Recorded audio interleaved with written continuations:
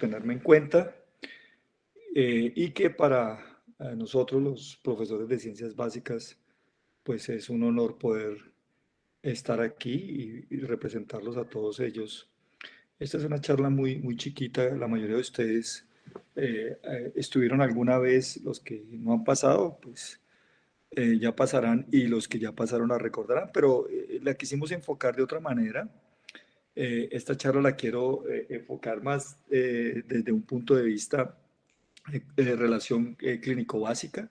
Por eso vamos a hacer hacia el final, vamos a tener algunos casos clínicos muy básicos para ustedes, pero que les va a servir en su vida como clínica.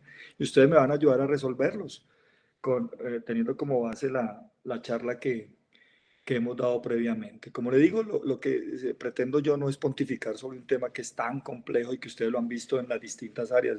Han visto cómo se maneja en cuidado intensivo, cómo se maneja en cirugía, cómo se maneja en pediatría. Yo quiero dar unos fundamentos básicos y algunas perlas que ustedes deben conservar para que ya en clínica, pues con sus profesores, que son los que más saben, puedan fundamentar todo el resto. ¿Vale? Muy bien, entonces vamos a empezar. Tenemos que decir que la fisiología de líquidos electrolíticos es fundamental para poder enfrentar a un paciente. Ustedes, como sabrán, los que ya están en clínicas, cómo se enfrenta a un paciente de estos cuando llega. Se dan cuenta que a todos los pacientes por lo regular se los canaliza y se les coloca, a algunos se les coloca líquidos, a otros no. La pregunta es, ¿y por qué le coloco y por qué no le coloco? ¿Y qué le coloco? Es lo más importante que ustedes deben recordar allá. Entonces, en ese orden de ideas, quiero hablar un poquitico de la dinámica y el comportamiento del balance hídrico y los mecanismos. Esa primera diapositiva, tal vez todos ustedes la recuerden, los que ya pasaron conmigo, una diapositiva que quiero yo mucho. Es muy sencilla, ¿no? Y a veces dice uno, esa vaina no dice nada, pero fíjate que lo que me quiere decir esa diapositiva es que recuerden que los líquidos corporales son la base fundamental de la homeostasis general.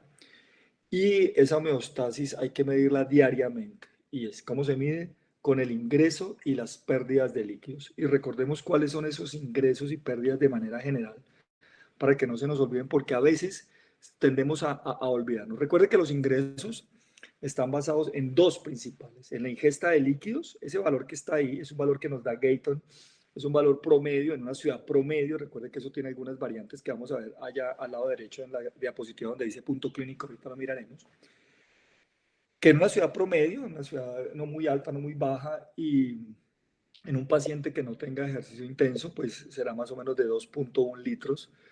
Y a veces nos olvidamos del metabolismo oxidativo, que es más o menos de 200 mililitros. Ahora bien, hablemos un poquitico de las pérdidas. Las pérdidas las podemos dividir en dos, lo que se llaman egresos sensibles y los egresos insensibles.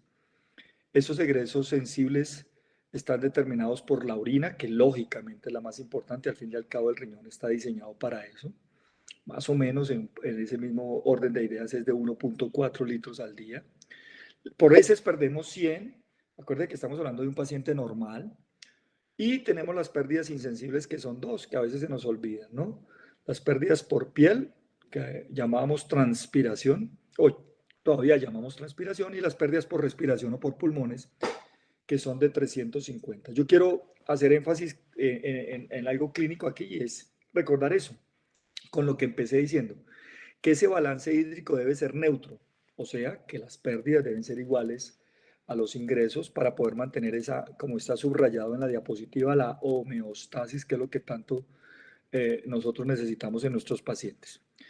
Y recordemos que cualquier desviación prolongada conduce a desequilibrios que el clínico debe identificar mediante monitorización de ingresos y egresos. Eso es lo que ustedes ven en los hospitales y en las clínicas, de cómo debemos hacer un control estricto en algunos pacientes de los ingresos y egresos, que a veces como que es muy folclórico, ¿no? Pero que debemos tener en cuenta lo importante que puede ser. Y otra perla que no pueden olvidar, y es que las pérdidas insensibles a veces se aumentan en algunos estados que a veces no tenemos en cuenta. Dos estados importantes, no lo olviden, que son los estados febriles o los estados taquipnéicos, en los cuales esas pérdidas se aumentan un poco más, ¿vale? Y que a veces no tenemos en cuenta.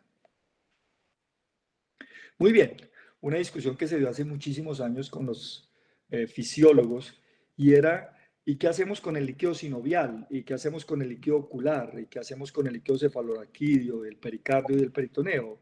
¿Eso es LIC o eso es LEC? Entonces eran las grandes peleas, las peleas hace muchísimos años. Lógicamente se definió que era obvio que era LEC. A veces tampoco los tenemos en cuenta y recordemos que suman 2 litros, ¿no? Que es significativo cuando sí tenemos pérdidas importantes o ganancias importantes en algunas de las patologías en las cuales pueden estar involucrados, por ejemplo, el pericardio o, por ejemplo, el peritoneo o el líquido cefalorraquídeo. Muy bien, pero recuerde que no somos solo agua, también somos iones, ¿verdad? Y entonces es importante hacer un pequeño recorderis sobre ese gradiente iónico. Y yo tengo ahí, en la diapositiva tengo unos subrayados. Entonces recordemos que uno debe dividir los líquidos en líquido intracelular y extracelular, como lo veremos ahorita. Voy a enfatizar un poquitico eso. Pero recordemos que tenemos aniones y cationes. Recuerden ustedes que los cationes, como lo están viendo ahí, son iones cargados eléctricamente positivos y los aniones eléctricamente negativos. Pero lo debemos recordar, y es muy importante para esta charla, cuáles les gusta vivir más adentro y cuáles les gusta vivir más afuera de la célula. Partiendo de la base que viven adentro y afuera todos. Lo que pasa es que unos viven más adentro y otros les gusta vivir más afuera.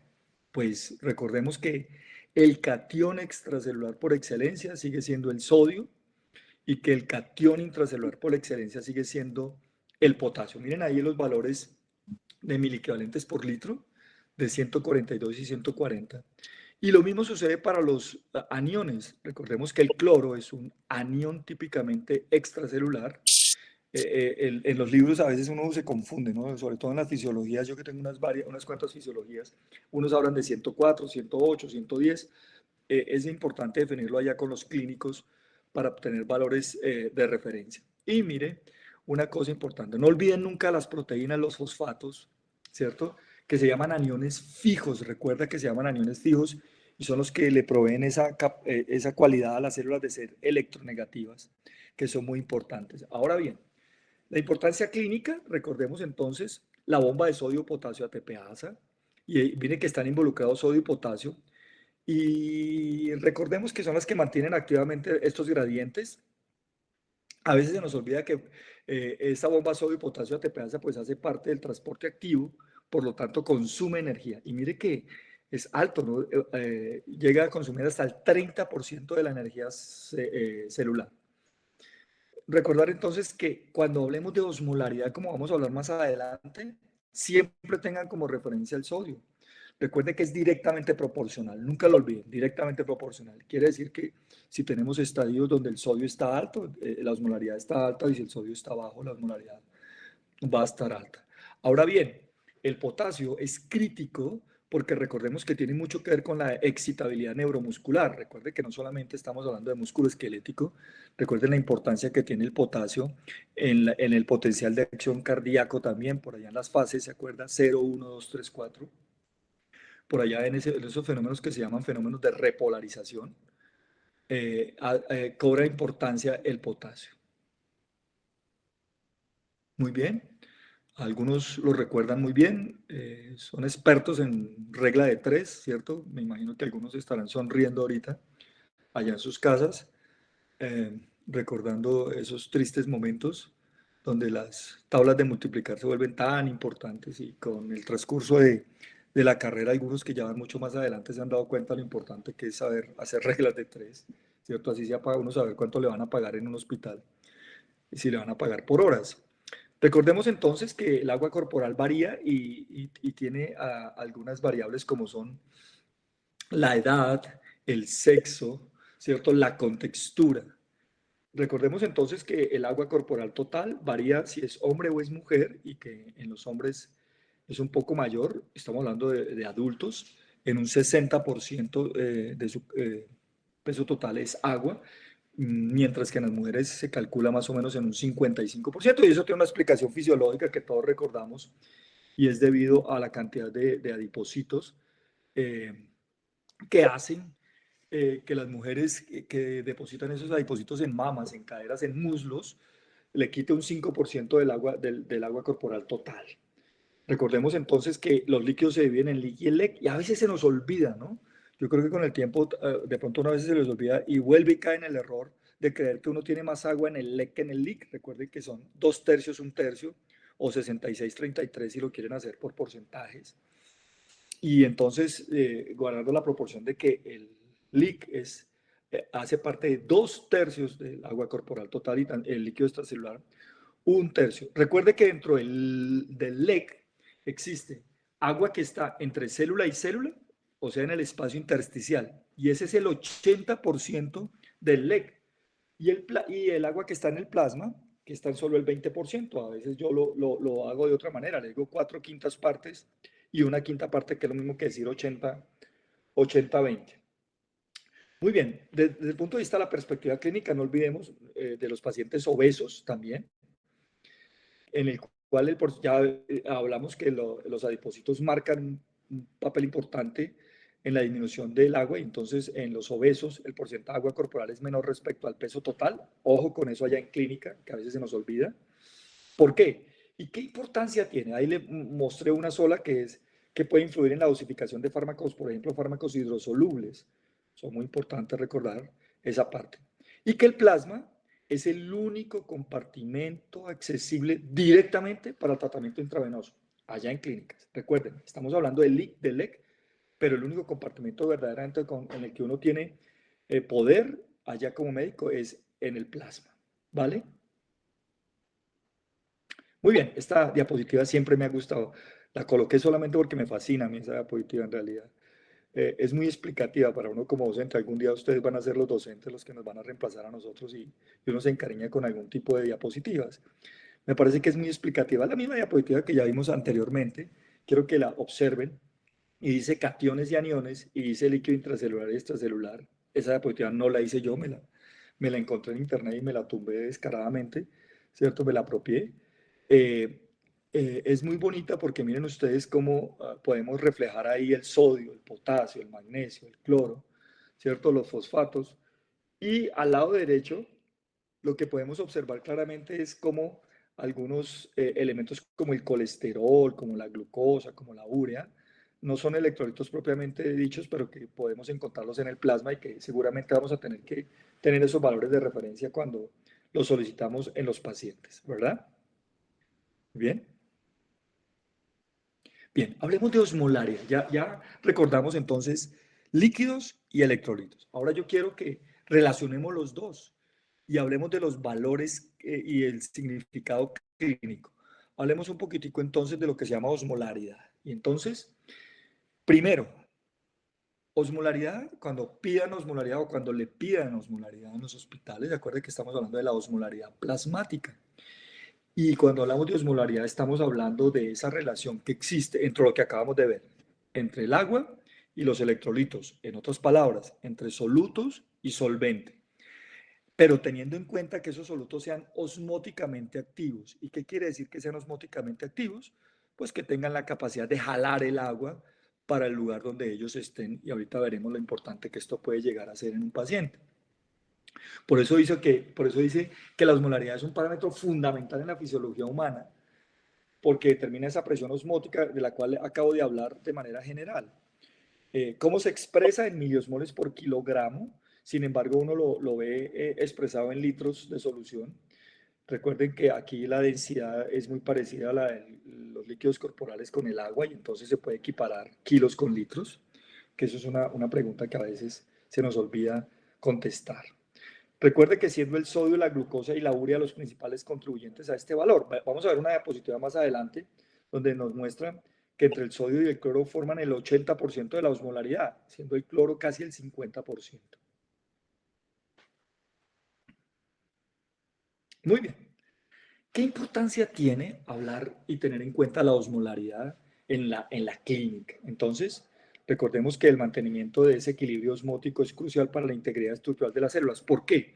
Porque como veremos más adelante en algunas diapositivas, vamos a ver que cualquier alteración que nos suceda en la osmolaridad las primeras que se van a ver afectadas son las células. Acuérdense que este es un juego entre dos líquidos que acabamos de ver, entre el LIG y el LEG. Lo que intentamos es que el LEG sea el que se mueva, ya vimos el plasma, y que el LIG se mantenga, pero siempre va a estar influenciado. Acuérdense que nosotros no somos seres estáticos, sino que somos dinámicos, y el LIG y el LEG también son dinámicos. Por lo tanto, una regulación adecuada previene complicaciones graves, como ya lo veremos, o que una célula se crene o que una célula se dematice. Muy bien, algo de regulación crítica. Entonces el cuerpo utiliza osmorreceptores. ¿Los recuerdan por allá cuando hablábamos de esas células? ¿Y qué son los osmorreceptores? Esos son unas células especializadas que encontramos por allá al lado del hipotálamo, que son capaces de detectar cambios en la osmolaridad, por eso se llaman osmorreceptores. Imagínate que son capaces de detectar cambios tan sensibles como cambios del 1 al 2% de la concentración del plasma. Ya ellos ya le están avisando al hipotálamo para que comience a mover sus hormonas, como la ADH, ¿cierto? Por lo tanto, ¿por qué es importante? Porque nos asegura que el volumen del agua se mantenga en niveles óptimos para el metabolismo celular y sistémico. Ya lo dijimos, no necesitamos que haya alguna alteración porque las primeras que se pueden haber afectadas son las células. Y recordemos, como vamos a ver en una diapositiva más adelante también, que las primeras células que son sensibles a estos cambios son las neuronas. Muy bien. Un poquitico de valores de osmolaridad corporal. Yo a veces los cambio, los pongo un poquitico más altos, pero encontré esta tabla para esta charla que me parece que la voy a seguir utilizando en mis charlas y que es la más legal, ¿cierto? Que es un rango, se considera normal entre 2,75 y 2,95. Si están estudiantes míos, no se preocupen que esto lo voy de ahorita de fisiología 1, pues tranquilos que para este semestre ya no va a ser, pero ya, si están aquí, ténganlos en cuenta que son valores que nos de referencia mucho más aceptables. Y entonces decimos que cuando allá en clínicas ustedes le saquen la osmolaridad a un paciente, recuerde que el rango normal está entre 2,75 y 2,95 miliosmoles por kilo. Que si ya tenemos, cuando hablamos de hipoosmolaridad, cuando esté por debajo de ese 2,75, ¿y qué me puede indicar? ¿Cuál es la implicación fisiológica de que yo tenga un paciente con una osmolaridad por debajo de 2,75? Yo puedo decir dos cosas, o que tiene un exceso relativo de agua, o que tiene un déficit de solutos, que puede ser por dilución. Y cuando hablamos de hiperosmolaridad, a veces, antes hablamos de más de 300, Gayton tiene un valor ahí de 300 que a mí nunca me ha gustado, pero ahora hablamos de 2,95, déficit relativo. ¿Y cuál es la implicación fisiológica de tener una osmolaridad por encima de 2,95? Podemos hablar de un déficit relativo de agua o exceso de solutos, o sea, que estemos aumentando la concentración de ellos. Muy bien. Toquemos algunos puntos de cada uno de ellos, ¿vale? ¿Y qué pasa si tenemos un paciente y nos marca menos de 2,75? Entonces se llama hipoosmolaridad. ¿Cómo la definimos desde el punto de vista fisiológico? Como la disminución de la concentración de solutos plasmáticos por debajo del rango normal. Recuerden ustedes que osmolaridad y concentración para efectos prácticos de nosotros es la misma vaina. También utilizamos a veces el término de tonicidad, ¿no? Este estado que genera, ojo acá con esto que a mí me parece que es importante que nunca lo olvidemos. Un gradiente, acuérdense que cuando hablamos de gradiente hablamos de una diferencia que desplaza el agua desde el LEC hacia el LIC. ¿Por qué? Porque lo que me está diciendo aquí es que si yo tengo hiposmolaridad, tengo más agua que solutos entre comillas, acuérdense que eso hay que definirlo por la patología del paciente, y entonces las células dicen, venga, yo le ayudo. ¿Y cómo le puedo ayudar? Venga, yo le acepto agua. ¿Cuál es el problemita en que se puede meter? Entonces, ¿cuáles son los efectos? Los que dicen aquí en la diapositiva a mano derecha. Que la entrada masiva del agua, ¿qué va a provocar? Lo que todos sabemos, inflamación celular, hinchazón de la célula. ¿Y qué pasa? Pues comprometiendo la función de esos tejidos. ¿Cuál es el riesgo más crítico allá en los pacientes que ustedes tienen en clínicas? Que el paciente haga un edema cerebral, por eso está subrayado, ya que tenemos un problema con el cráneo que limita la expansión del tejido nervioso, lo saben bien ustedes. ¿Y cuál es el lío? Que dañe las neuronas y que termine el paciente con un daño de este tipo de manera permanente. Muy bien, ¿cuáles son las causas? ¿Qué van a encontrar ustedes allá? Uno, podemos dividirlo en dos, o por exceso de agua libre o por alteraciones hormonales y renales. Hablemos un poquitico del exceso de agua libre. Puede ser la polidipsia psicógena. Recuerden los pacientes psiquiátricos, no los olviden, en los cuales puede haber una ingesta compulsiva de agua que supere la capacidad renal de la excreción, ¿cierto? O a veces sucede la administración iatrogénica de líquidos hipotónicos en los entornos hospitalarios. Por eso es que no podemos dejar, acuérdense que la responsabilidad de nosotros, los médicos, con respecto a las enfermeras, pues las enfermeras jefes son muy pilas y están muy encima y ahora cada vez con la historia de la seguridad del paciente estamos muy encima. Sin embargo, recuerden que nosotros somos los directos responsables también en estos casos, con las niñas, las auxiliares, para que no vamos a colocar unos líquidos que no correspondan en un paciente y que terminemos en lo que estamos diciendo. Los segundos factores causantes de hipomolaridad pueden ser alteraciones hormonales y renales, como cuáles, como el famosísimo la secreción, el síndrome de secreción inadecuada de hormona antidiurética, ¿cierto? Y ustedes se preguntarán, ¿y cuándo puede uno ver esa vaina? Recuerden los pacientes con traumas craneoencefálicos severos, recuerden pacientes, algunos medicamentos, que ahorita pues no vale la pena recordarlos, pero que ustedes tienen que tener en cuenta que pueden llevar a este tipo de problemas. Otros pacientes pueden ser pacientes con insuficiencia renal avanzada, ¿cierto? En casos ya graves, en la cual ya el riñón ya no tiene la capacidad de diluir la orina y eliminarla del agua. Y la pérdida de sodio por uso excesivo de diuréticos o insuficiencia supernal. A veces se nos olvida eso. Recuerden ese del uso excesivo de diuréticos que se nos puede ir la mano a los médicos o a veces el mismo paciente se puede sobredosificar cuando no tiene una supervisión estricta de lo que está haciendo. Muy bien. Ahora vámonos para el otro lado. Cambiemos de lado. Ya vimos la hipoosmolaridad. Ahora hablemos de la hiperosmolaridad. Entonces, esta se define como un aumento de la concentración de solutos plasmáticos por encima de los 2,95. En este escenario, entonces, ¿qué tenemos? Que también las células se pueden ver afectadas, ¿cierto? Aquí los solutos en el espacio extracelular atraen agua desde el interior de las células y entonces vamos a hacer todo lo contrario de lo que acabamos de ver. Ahora es el leque el que va a jalar el agua. ¿Y cuál es el problema? Lo tenemos subrayado ahí en negrillas y estamos viendo cómo en este caso lo que vamos a encontrar es una deshidratación celular. Consideramos, y como dice ahí, que es un estímulo potente para los mecanismos de defensa del organismo buscando restaurar el volumen hídrico perdido, sin embargo no es lo ideal. ¿Cuáles son los efectos sistémicos de un paciente con hiperosmolaridad? Lo primero, o no lo olviden nunca, un concepto fisiológico, sed intensa. Él intenta comenzar a buscar agua. Uno, la contracción del volumen celular, hablamos de deshidratación celular, pero ¿cuál es el problema? Y lo dije al comienzo de la charla, y le dije, ojo que las células sensibles, unas células muy sensibles son las neuronas, y por lo tanto el paciente puede comenzar a presentar alteraciones neurológicas. ¿De qué tipo? Letargia, confusión.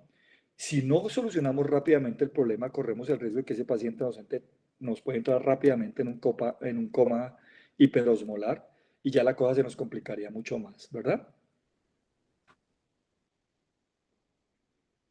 Muy bien, veamos causas de hiperosmolaridad. Entonces vamos a la etiología. Aquí otra vez tenemos pérdida de agua libre o ganancia de solutos. Veamos algunos ejemplos. Pérdida de agua libre, deshidratación simple, falta de ingesta de líquidos o pérdida de insensibles elevadas y algunas causas pueden ser fiebre o sudoración profusa. Recuerden ustedes los pacientes que hacen ejercicio en zonas muy calientes, ¿cierto? Que no se cuidan en la playa, los que quieren hacer ejercicio excesivo pueden comenzar a tener problemas de este tipo. Ya patologías un poco más complejas y que no son tan frecuentes como la diabetes insípida, sin embargo, me imagino que ustedes ya han visto allá en clínica los que ya están rotando por allá, ¿cierto? Recordemos que en la diabetes insípida no podemos confundir diabetes insípida con diabetes mellitus. Recuerde que ese insípida me dice que no tiene nada que ver con azúcar, entonces que el problema ya es de la ADH. Recuerden que los problemas de diabetes insípida pueden ser centrales o nefrógenos y en los cuales lo que está afectada es la ADH. Entonces puede ser por deficiencia de ADH, o sea, a nivel central, o porque el problema sea en los receptores ABPs del riñón, ¿cierto? O lo que se llama resistencia renal a la acción de la ADH. El paciente puede tener divina la ADH, pero pues si los receptores no funcionan, pues no vamos a tener la reabsorción de agua que necesitamos. ¿Y en qué resulta? Pues en una excreción masiva de una orina que es absolutamente diluida, ¿cierto? Una orina con una densidad casi de 1. Otra causa, otra etiología de pérdidas de agua libre puede ser pérdidas gastrointestinales. No olvidemos las diarreas osmóticas o vómitos que superan la capacidad de reposición hídrica. Hay que tener cuidado con los chiquitines, con los niños. En los niños es más difícil la recuperación que en los adultos. Sin embargo, en los adultos también, ¿verdad? Ahora vámonos para el otro lado. Esto puede ser porque perdamos agua, pero acuérdense que osmolaridad es la relación entre soluto y solvente. Y puede ser por ganancia de solutos, como cuáles. Miren esta, ojo con esta, hiperglicemia grave. Estados hiperglicémicos hiperosmolares, sobre todo en pacientes diabéticos descompensados, ¿cierto? Estos, recuerden, a veces uno dice, sí, pero es que es el sodio, ¿no? Recuerden que dijimos hace rato que los tres componentes básicos de la osmolaridad en el LEC son la glucosa, el sodio y la urea. Pues miren aquí, estamos viendo cómo la glucosa se puede elevar en estos pacientes descompensados con diabetes. O puede ser por sobrecarga de sodio, administración excesiva de soluciones salinas hipertónicas allá en el hospital, o ingesta accidental de sal, ¿cierto? Yo siempre les pongo el ejemplo cuando les toca ir donde su suegra a que les dé comida y que la comida esté salada, pues a ustedes les toca que decir que está deliciosa y si se pueden sobrecargar accidentalmente de solutos, pues tocará que ponga brava a la suegra, pero pues esperemos que eso no suceda. Y lógicamente la uremia elevada, acumulación de urea en casos de insuficiencia renal aguda o crónica avanzada. Mire que ahí están los tres principales solutos que no podemos olvidar que hacen parte del LEC y de la osmolaridad. El azúcar, el sodio y la urea, ¿verdad? Muy bien. Bueno, y la regulación, un poquitico de fisiología. Y la regulación, pues ya lo dije tangencialmente, pero recordémoslo. Recordemos el papel importante que juega la hormona antidiurética para la regulación de la osmolaridad. Recordemos que ante un aumento de la osmolaridad, inmediatamente, así como tenemos los osmoreceptores eh, que afectan entonces el hipotálamo, inmediatamente se estimula. ¿Y qué hace?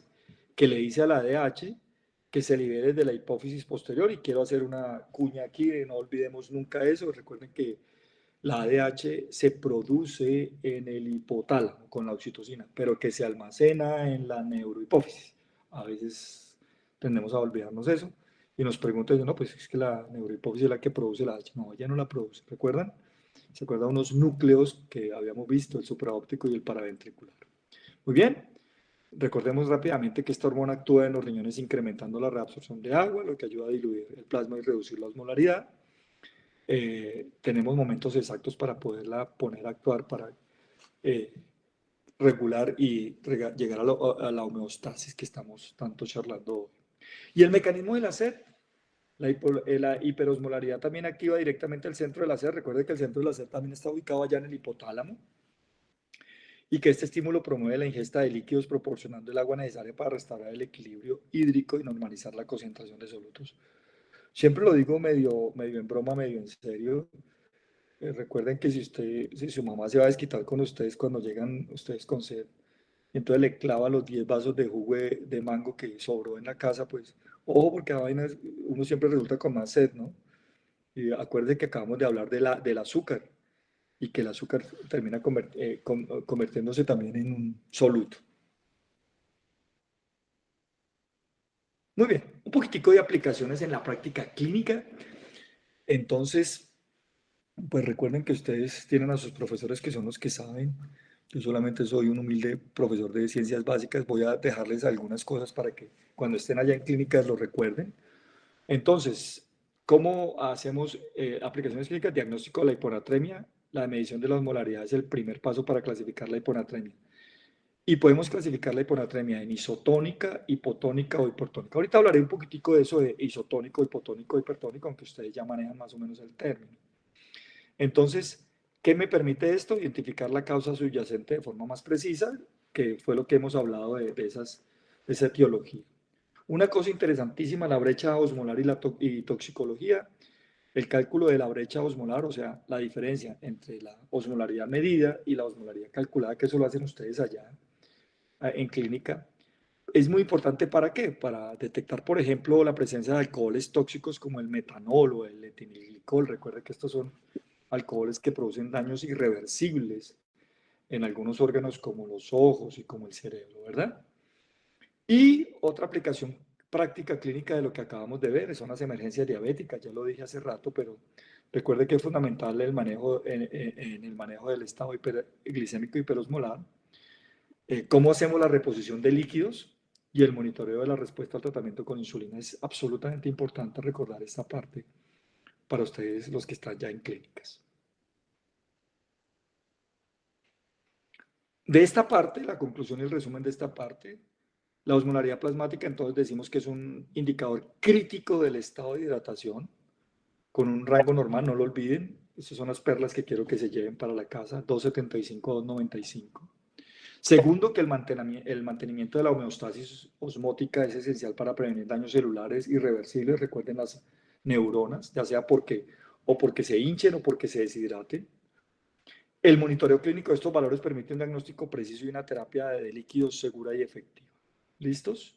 Entonces, esta parte era la que quería de la parte de fisiología. Yo quiero que pasemos ahora a algunos conceptos que quiero reforzar y por último quiero que hagamos unos ejercicios entre todos a ver cómo nos van. Discúlpeme si me alargo mucho. No pretendo alargarme. Acuérdense que yo nunca me gusta alargarme mucho porque me parece que se vuelve uno muy monótono. Simplemente para recordemos que el LEC, el principal eh, catión es el sodio y el principal anión es el cloro, y que entre los dos suman el 80% de la osmolaridad del LEC, y que en el LEC el que predomina es el potasio, y que el 300 que dice Gator, por eso lo dejé ahí, no es tan cierto. Ya estamos hablando de 275 a 295.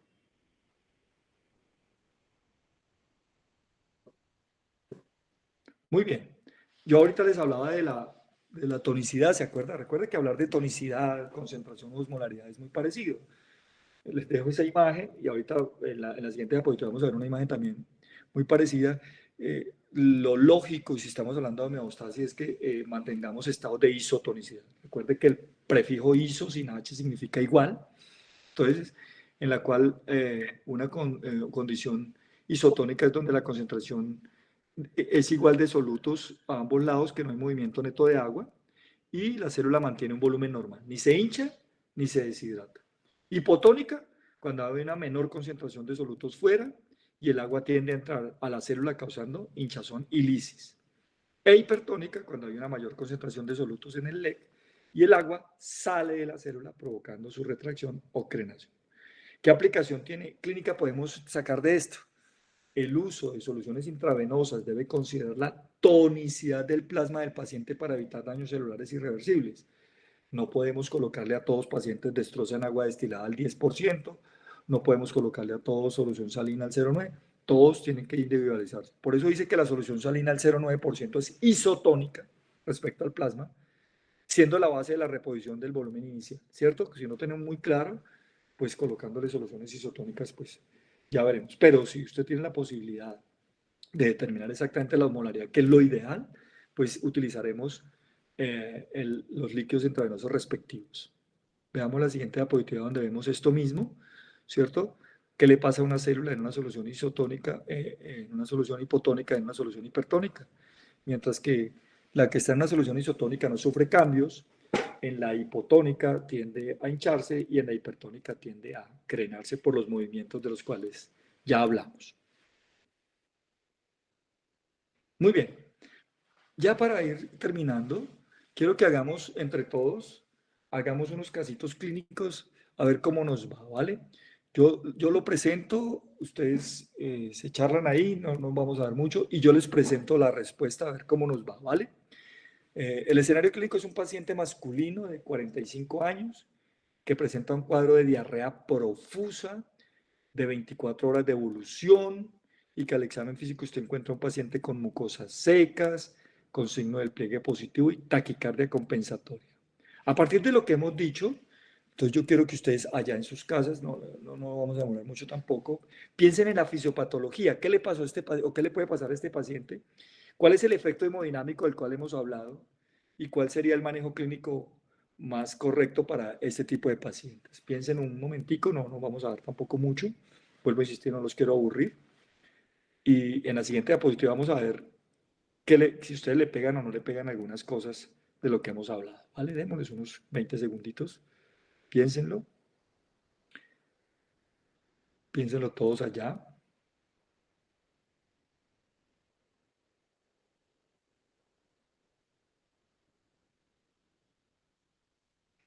Piensen que ese es un paciente que les va a llegar a ustedes muy frecuentemente allá en el internado, ahorita que están en clínicas o cuando lleguen al rural.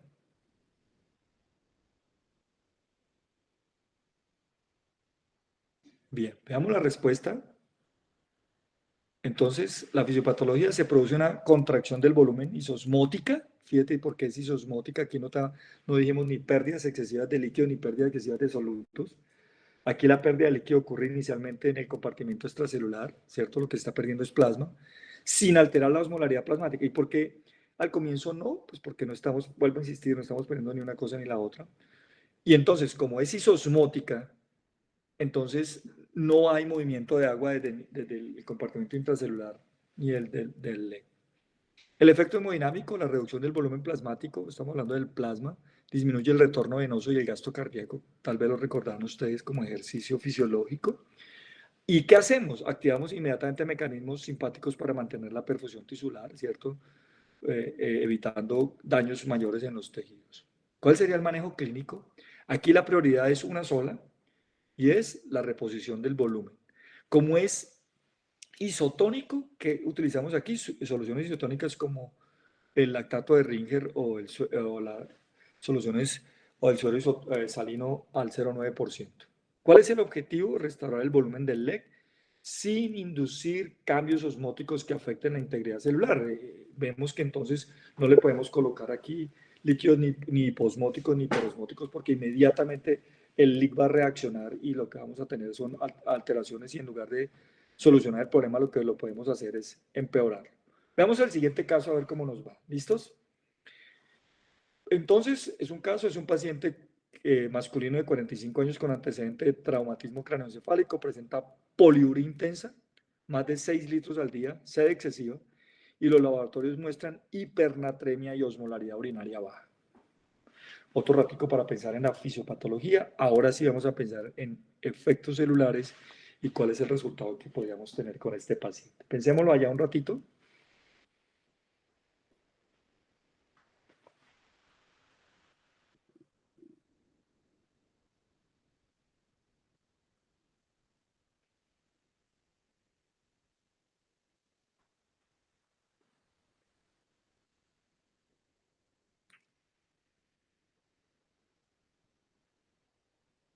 ¿Listo? Vamos. Veamos qué tenemos. Entonces, la fisiopatología, déficit de ADH central o resistencia nefrogénica. Por lo tanto, el paciente está perdiendo agua libre sin solutos, mire acá, con aumento de la osmolaridad del LEC, ¿verdad?